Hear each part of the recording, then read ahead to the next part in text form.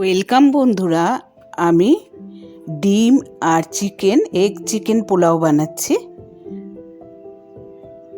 দেখুন আমি কীভাবে বানাচ্ছি, আপনারা স্কিপ না করে দেখতে থাকুন।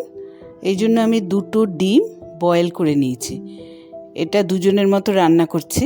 2টো ডিম বয়েল করে নিয়েছি আর কিছুটা চিকেন নিয়েছি। আর এখানে আমি কড়াইয়ের মধ্যে রিফাইন্ড অয়েল, সাদা তেল দিলাম, দিয়ে তেজপাতা, শুকনো লঙ্কা, এলাচ, লং, দারচিনি আর গোটা জিরে ফোড়নে দিয়ে 2-3 সেকেন্ড আমি নেড়ে নিচ্ছি। নেড়ে আমি 3টে মিডিয়াম সাইজের পেঁয়াজ দিয়ে দিয়েছি, একটু বড় সাইজের পেঁয়াজ দিয়ে আমি লাল লাল করে পেঁয়াজটা ভাজছি।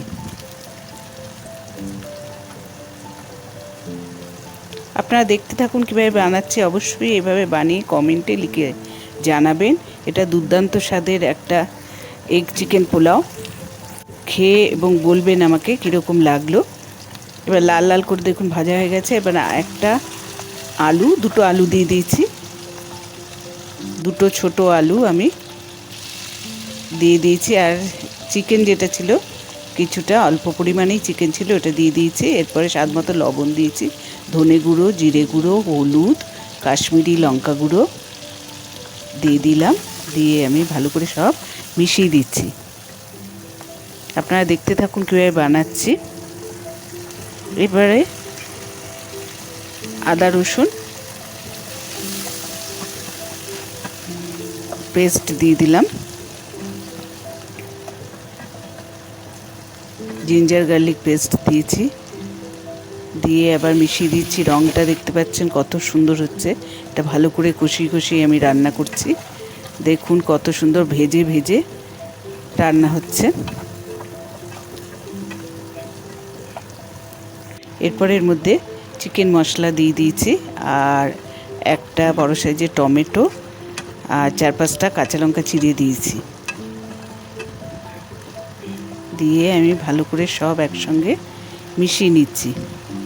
এইভাবে রান্না করে আপনারা সাবস্ক্রাইব করবেন। সাবস্ক্রাইব করলে নানান রকম রান্নার রেসিপি আমার দেখতে পারবেন। বেল আইকনে ক্লিক করবেন, তাহলে নতুন নতুন রান্নার রেসিপির নোটিফিকেশন আপনাদের কাছে পৌঁছে যাবে।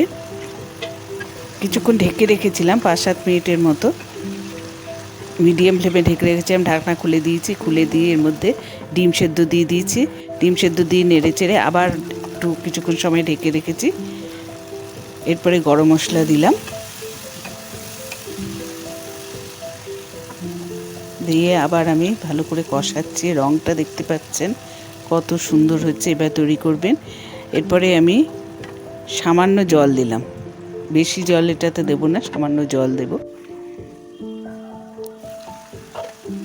এবার ঢাকনাটা খুলে নিয়েছি, খুলে নিয়ে আবার ধনেপাতা দিয়ে দিলাম। জলটা অনেকটাই আমার কমে এসছে।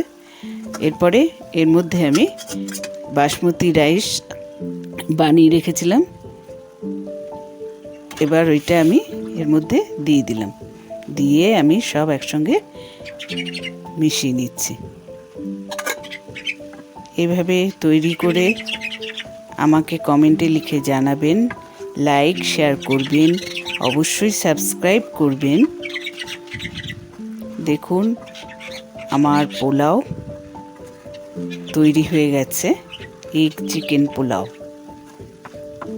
কত সুন্দর ঝরঝরা হয়েছে, এটা ঝরঝরে পোলাও হয়েছে। এরপর এর মধ্যে সামান্য ঘি দিয়ে দিলাম।